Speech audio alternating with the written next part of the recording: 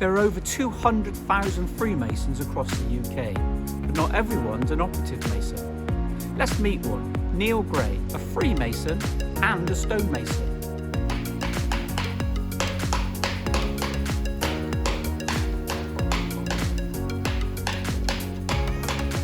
I've been a Freemason now for 6 years, but I'm also an Operative Mason.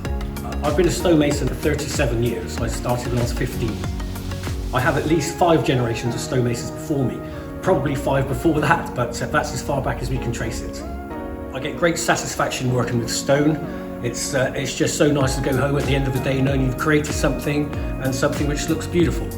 I've often been asked if I'm any other type of mason. I was asked one day if I was any other type of mason, and I said no, but I would like to be, because I've always wanted to join Wiltshire Lodge. I thought you had to be invited, and I didn't know anyone who was actually in Wiltshire Lodge.